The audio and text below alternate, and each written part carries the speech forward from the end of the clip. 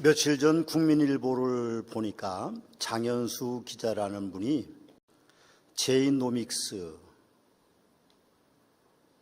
1년 부자지간만 불렸다, 그런 기사를 실은 걸 읽어봤습니다. 제이노믹스라고 하는 말은 문재인 정부 소득 주도 성장이라는 뜻이라고 합니다. 이 글에 보면 올해 1분기 소득 분배 상황이 최악으로 치닫고 있다. 소득 증가는 상위 40% 이내 고소득층에 집중되어 있고 하위 계층의 소득은 뒷걸음질을 쳤다. 소득 수준에 따라서 5그룹으로 나뉘는데 상위 20%의 그룹은 월 소득이 1,015만 원으로 9.3% 올랐고 상위 60%의 80% 그룹도 561만 3,600원은 3.9% 늘었으나 하위 계층인 20%의 소득은 12만 8만 6,700원으로 오히려 8% 감소했다고 보고하고 있다. 그렇게 기록하고 있습니다. 장 기자의 보고서를 보면 올해 최저임금을 6.4%로 인상하며 가구 소득을 전반적으로 끌어올리려고 했던 소득 주도 성장 제이노믹스 정책이 부작용을 드러내고 있다고 합니다. 결국 소득 격차 문제는 양질의 일자리 창출로 풀 수밖에 없다는 결론을 그 기자는 내리고 있습니다. 한국 땅에서 부자가 되는 건 그렇게 쉬운 게 아닌가 봅니다. 어렵죠. 저는 오늘 부자가 많은 교회라는 제목으로 설교합니다. 어려운 상황에서도. 바울 사도는 디모데 목사에게 내가 이 세대에서 부한 자들을 명하여 마음을 높이지 말고 정함이 없는 재물에 소망을 두지 말고 오직 우리에게 모든 것을 후히 주사 누리게 하시는 하나님께 두며 선을 행하고 선한 사업을 많이 하게 하고 나눠주기를 좋아하며 너그러운 자가 되게 하라고 그렇게 명령하고 있습니다. 서머나 교회는 부자가 많은 교회이어야 합니다. 그 분명한 이유는 서머나 교회에 맡겨주신 사명이 크고 많기 때문에 그렇습니다. 서머나 교회 성도님들이 부자이지 않고서는 서머나 교회가 교회다운 교회로 존재할 수 없습니다. 제가 지금 전하는 메시지는 부자가 되는 방법을 전하는 것이 아닙니다. 오히려 서머나 교회 교인들이 부자로 살아가는 방법에 대해서 설교하고 싶습니다. 사실 부자라고 하는 종류는 두 종류가 있습니다. 하나는 돈이 많아서 부자라고 불리는 사람들이 있고 다른 한 부류는 마음이 풍요로워서 부자라고 하는 이름을 듣는 이들이 있습니다. 돈이 많은 부자가 돈만 많고 마음이 편하지 않고 내세에 확신이 없다면 그는 부자라고 말할 수 없을 것입니다. 반면에 돈이 없는 가난한 사람이 마음의 풍요로움까지 가지지 못하고 빼앗기고 산다면 그는 영혼까지 가난하게 사는 것입니다. 사랑하는 성도 여러분, 저는 여러분들이 부자로 사시기를 주님의 이름으로 축원합니다. 아멘 소리가 적은 거 보니까 부자 될 생각이 전혀 없으신가 봐요. 다시 하겠습니다. 사랑하는 서머나교회 성도 여러분, 여러분들이 부자로 사시기를 주님의 이름으로 축원합니다. 네, 일부에도 글이 똑같았습니다. 그래서 나는 부자 될 생각이 별로 없는 그런 분들 앞에서 설교하는 게 너무 힘들기 때문에 제가 다시 한번 말씀을 드렸던 것입니다. 저는 개척교회 시절이나 지금 중형교회 목사로 살 때에 언제든지 저는 부자로 살았습니다. 먹을 양식이 없었고 시내버스비가 없어서 시내를 못 나가고 회비 낼 돈이 없어서 그 흔한 목사들의 모임에 나가지도 가입하지도 못할 때도, 그리고 계절이 바뀌어서 입을 양복이 없을 때도 한 번도 저는 가난하다고 생각해 본 적이 없습니다. 항상 마음이 부자라서 죽는 소리로 어디 도움을 요청해 본 적도 한 번도 없습니다. 엊그저께 제가 바지 2개, 티셔츠 하나를 샀습니다. 필리핀 제가 방문할 일이 있어서 신학교 졸업식에 제가 이사장이기 때문에 방문을 해야 되는데 여름 옷을 다 꺼내놓고 보니까 너무 낡아서 우리 집사람이 하나 삽시다. 그래서 바지 2개, 티셔츠 1개를 구입했는데 약 90만 원어치 옷을 샀습니다. 90% 세일하는 데 가니까 굉장히 싸게 샀습니다. 바지 하나에 요즘 뭐 어떻게 된 게 30몇만 원씩 하는데 36,900원 주고 제가 바지 2개 사고 티셔츠도 그렇게 2개 샀습니다. 굉장히 부자가 됐습니다. 90만 원어치 옷을 샀으니까 제가 굉장히 부자죠. 그럼 예수님은 어리석은 부자에 대한 이야기를 했습니다.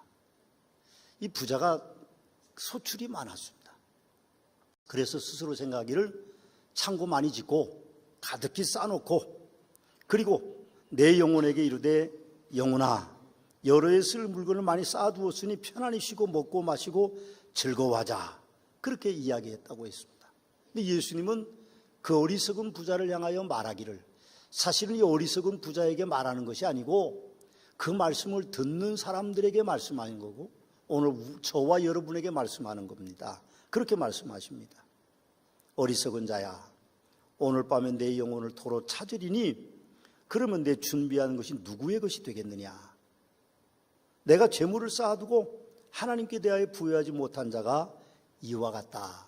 주님이 그렇게 어리석은 부자에게 말씀하셨다고 합니다. 그 어리석은 부자는 저와 여러분입니다. 그는 실제로 부자가 아니었던 것이죠.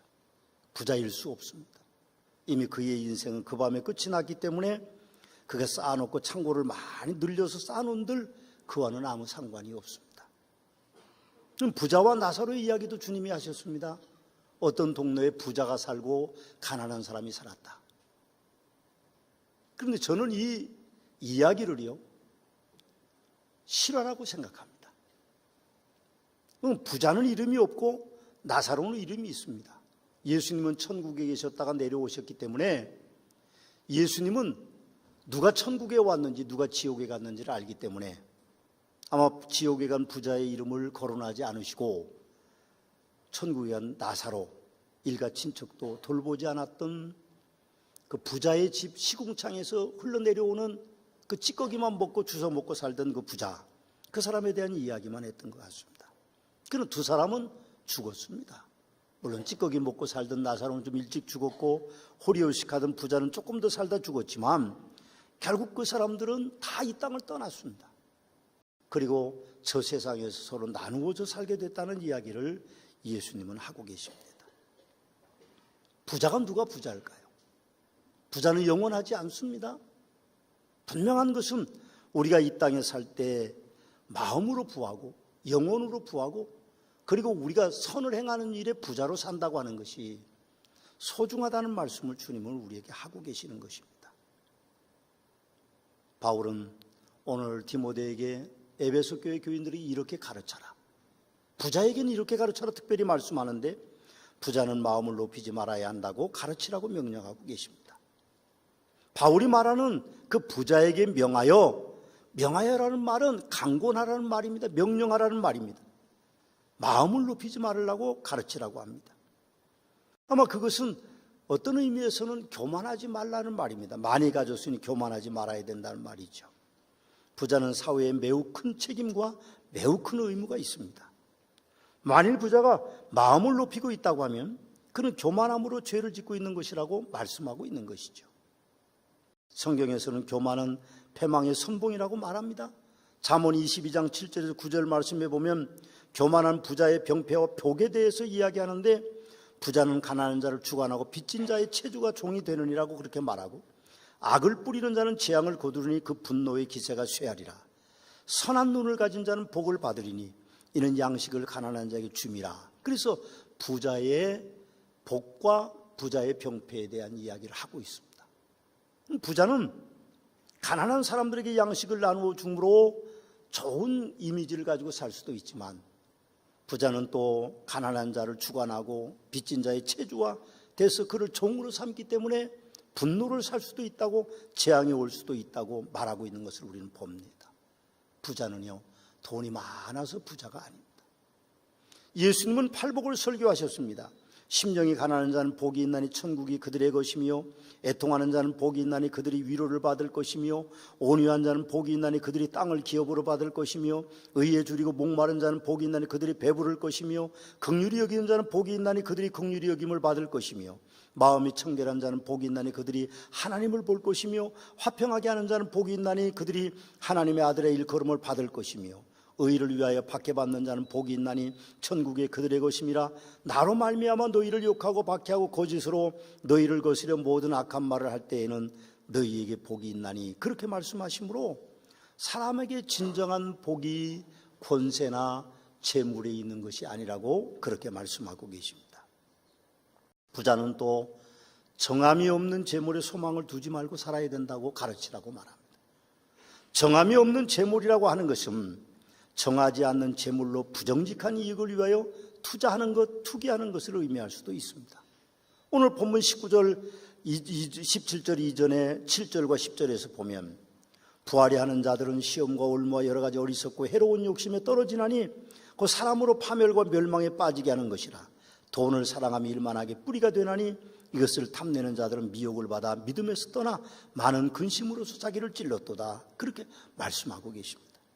오늘 17절 말씀에도 오직 우리에게 모든 것을 후히 주사 누리게 하신 하나님께 두며 라고 말하고 있습니다. 하나님께서는 후히 주사 누리게 하시는 하나님이십니다.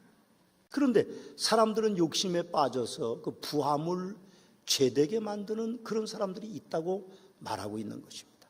예수님께서는 너희를 왜 보물을 땅에 쌓아두지 말라.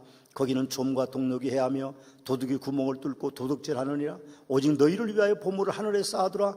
거기는 좀이나 동록이 해하지 못하며 도둑이 구멍을 뚫지도 못하고 도둑질도 못하니라. 내 보물이 있는 곳에는 내 마음도 있느니라고 그렇게 말씀하고 계십니다. 돈이 인생의 모든 것을 해결해 주지는 않습니다. 영혼을 구원하지 못할 뿐 아니라 생각을 바꾸게 하지도 못하고 가정을 지켜줄 수도 없을 것이고 권력을 유지할 수도 없을 것이고 건강을 지키지 못할 것이고 생명을 연장시키지도 못할 것입니다. 어리석은 부자는 호리호식했지만 거짓 나사로처럼 결국 죽을 수밖에 없었고 자신을 신이라고 백성들을 현혹하던 헤롯 대왕은 충이 먹어서 죽었다고 성경은 우리에게 그렇게 말씀해 주고 있습니다. 바울 사도께서는 부자에게 주는 적극적인 권면들도 있습니다. 부정적인 것만 있는 게 아니죠. 혹시 부자라는 생각이 없는 성도님들도 부자가 된 후에 필요한 말씀이니 잘 새겨 들었으면 좋겠습니다. 부자는 선을 행하는 사람이 돼야 됩니다. 그럼 부자가 선을 행하지 않으면 그의 재물이 아무런 의미가 없다는 말씀이죠. 지상에서 선이란 뭘까요? 남을 돕는 걸 말합니다. 구제하는 것을 말하는 거죠. 지상에 사는 동안 하나님 나라에 재물을 쌓는 것을 말하는 것입니다. 만약 지상에서 재물을 쌓아놓지 않는다고 하면 하나님 나라에 쌓아놓자면 그 재물은 그가 죽은 이후에는 아무런 의미가 없습니다. 하나님께 드리는 예물 중에 11조는 부자가 되는 약속입니다. 신명기 14장 23절 29절 말씀해 보면 내 하나님 여호와께서 그의 이름을 두시려고 택하신 곳에서 내 곡식과 포도주와 기름의 11조를 먹으며 또 내 소와 양의 처음 난 것을 먹고 내 하나님 여호와를 경외하기를 항상 배울 것이니라. 너희 중에 분깃이나 기업이 없는 레위인과 그 성중에 거류하는 객과 고아와 과부들이 와서 먹고 배부르게 하라. 그리하면 내 하나님 여호와께서 내 손으로 하는 범사에 내게 복을 주실 것이라고 그렇게 약속하고 계시고 말라기 3장 10절 이하의 말씀에 보면 너희의 온전한 11조를 창고에 들여 나의 집에 양식이 있게 하고 그것으로 나를 시험하여 내가 하늘 문을 열고 너희에게 복을 쌓을 것이 없도록 붙지 아니하나 보라. 내가 너희를 위하여 메뚜기를 금하여 너희 토지 소산을 먹어 없애지 못하게 하며 너희 밭에 포도나무 열매가 기한 전에 떨어지지 않게 하리니 너희 땅이 아름다워짐으로 모든 이방인들이 너희를 복되다 하리라. 그렇게 말씀하고 계십니다. 부자는 또 선한 사업을 많이 해야 됩니다. 선으로 그치는 것이 아니라 선한 사업, 더 큰 규모의 일들을 이루도록 명령하고 계시는 겁니다. 부자는 가난한 사람보다 많은 선을 베풀 수 있는 어쩌면 대단한 권세가 있습니다. 가진 것이 많다는 뜻이죠. 가난하다면 부자보다 선을 많이 베풀 수 없는 것이 정확한 것입니다.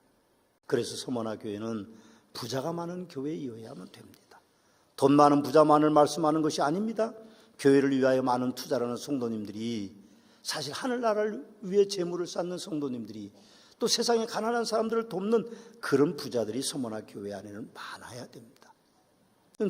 지난주부터 우리 교회 LED 스크린 광고가 뜨지 않죠? 원래 우리가 계획을 세울 때 교회에서 나머지하고 5천만 원을 우리 LED 스크린 헌금으로 교인들에게 헌금을 요청하자. 그렇게 해서 그렇게 했는데 4,700 몇십만 원으로 끝냈습니다. 굉장히 부담스러웠죠. 화면에 뜨면. 가난한 분들은 오히려 부담이 없었을 텐데 부자들은 부담이 컸을 겁니다. 200 몇십만 원 모자라게 그냥 광고를 끊어버렸습니다. 그렇다고 헌금 안 하시면 안 됩니다. 넘쳐야 되죠. 우리 교회는 사실은 굉장히 큰 은혜가 있는 교회입니다. 우리가 필리핀 민다나오에 초등학교를 세울 때도 많은 헌금을 해서 초등학교를 세웠습니다. 그러나 우리가 보내준 돈이 거기에 못 미쳤기 때문에 다시 우리가 4천만 원을 추가해서 더 보낼 때도 2주 만에 우리 교회는 4천만 원의 헌금이 찼습니다. 여러 가지 사정과 사연들이 참 많습니다. 굉장히 어려운 분들이 헌금을 많이 해주셨습니다. 4천만 원을 차서 2주 만에 더 이상 헌금하지 말라고 광고했습니다. 우리가 생각해 보면 선한 사업을 위해서 쓰는 것이 부자의 모습입니다. 서로 연합하여서 선한 일들을 이루는 거죠. 목회협력위원회에서 내년에 우리 송기훈 선교사님이 선교하는 캄보디아의 썸르응 마을교회를 건축하기 위해서 내년에 우리 교회가 헌금하기로 결정했습니다. 만일 우리가 부자라면 아주 쉽게 혼자라도 그 일을 해결할 수 있습니다. 그렇게 큰 돈은 아닙니다. 가문이 세우는 교회를 세울 수도 있겠죠. 유럽 사람들은요, 가문의 교회를 세웠습니다. 오늘날 유럽의 무서운 크기의 교회들이 다 가문들이 세운 교회입니다. 명예로운 것이죠. 제가 바라기는 우리 서머나교도 부자가 많은 교회가 돼서 혼자서라도 혹은 가문이 더 많은 선교 사역에 아름다운 일들에 동참하는 놀라운 축복이 있게 되시기를 주님의 이름으로 축원합니다. 부자는 나누어 주기를 좋아해야 된다고 바울 사도는 말합니다. 18절 말씀에 보면 선을 행하고 선한 사업을 많이 하고 나누어 주기를 좋아하며 너그러운 자가 되게 하라고 그렇게 말합니다. 잠언 19장 4절 말씀에도 재물은 많은 친구를 더하게 하나 가난한 즉 친구가 끊어지느니라고 그렇게 말씀하고 있습니다. 야고보 사도는 사람이 선을 행할 줄 알고도 행하지 아니하면 죄니 너희 재물은 썩었고 너희 옷은 좀먹었으며 너희 금과 은은 녹이 슬었으며 이 녹이 너희에게 증거가 되며 불같이 너희 살을 먹으리라. 너희가 말세에 재물을 쌓았도다 보라 너희 밭에서 추수한 품꾼에게 주지 아니한 싹시 소리를 지르며 그 추수한 자의 우는 소리가 만군의 주의 귀에 들렸다라고 그렇게 말씀하고 있습니다. 나누어 주지 않는 사람, 그는 많이 가지고 있으나 부자가 아닙니다. 작게 가지고 있어도 나누어 주기를 즐겨하는 사람은 부자라는 의미입니다. 또한 부자는 너그러운 자가 되어야 된다고 그렇게 말씀하고 있습니다. 상식적으로는요, 많이 가지면 너그러워질 것이라고 생각하지만 반드시 그런 것은 아닌 것 같습니다. 오히려 부하게 되면 더 부자가 되려는 욕심이 강해져서 너그러운 사람이 되기는 더 어려운 것 같습니다. 그러나 부자가 너그러우면 진짜 멋진 사람이 될 수 있는 거죠.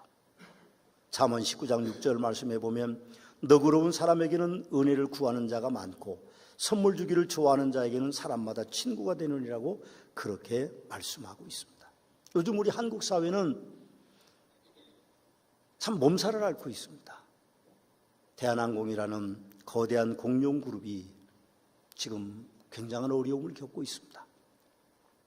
여러분, 우리가 상상할 수 없는 한진그룹의 크기는요, 우리가 상상을 초월합니다. 그런데 그 그룹이 요즘 아주 몸살을 앓고 있습니다. 그저께는 보니까 탈세를 해서 밀수한 제품이 박스로 실어 나르고 우리가 잘 알 수는 없죠. 그럼 왜 그분들이 그렇게 여러 가지 비난의 대상이 되는 부자가 됩니까? 그 부자가 너그럽지를 못하고 나누어 주지를 못하고 선한 일에 동참하지 못하기 때문에 그렇습니다. 아내를 잘못 얻어서 그럴까요? 아니면 자식들을 잘못 둬서 그럴까요? 우린 정확하게 그 원인을 알기는 어렵지만 그러나 부자는요, 나누어 줄 줄 아는 사람이 진짜 부자입니다. 너그러운 사람이 진짜 부자죠. 그렇게 살지 않으면 그 부함이 오히려 화를 부른다고 하는 것을 우리가 한진그룹을 통해 잘 알 수 있습니다. 서머나교회 성도 여러분, 부자시라면 겸손하고 선을 행함으로 하나님께 마음을 두고 가난한 사람들에게 마음을 두고 사셔야 됩니다. 만일 여러분이 돈이 없는 가난하시다면 시기심을 버리십시오. 분노하지 마십시오. 마음의 평상심을 유지하시고 더 열심히, 더 지혜롭게 사셔야 여러분의 삶이 더 윤택한 삶이 될 줄로 믿습니다. 우리는 부함과 가난함을 가지고 있는 사람들이 어울려서 살 수 있는 서머나 공동체의 이론임을 잠시도 잊지 마시고, 혹시 부한자더라도, 혹시 가난한 사람들이라 할지라도 마음의 평안함을 가지고 오직 주님 섬기는 마음으로 서로 하나가 되는 아름다운 축복된 교회가 되시기를 주님의 이름으로 부탁의 말씀을 드립니다. 기도하시겠습니다. 이제는 우리 주 예수 그리스도의 은혜와 아버지 하나님의 극진하신 사랑하심과 성령님의 감화, 감동, 역사하심의 은총이 부한자여든 하나님 앞에, 사람들 앞에 너그러움을 가지게 도와주시고, 가난한 자여든 하나님 그 가난을 벗고 살 수 있는 열정과 지혜를 허락해 주시옵소서. 예수 그리스도의 이름으로 간절히 축원하옵나이다. 아멘.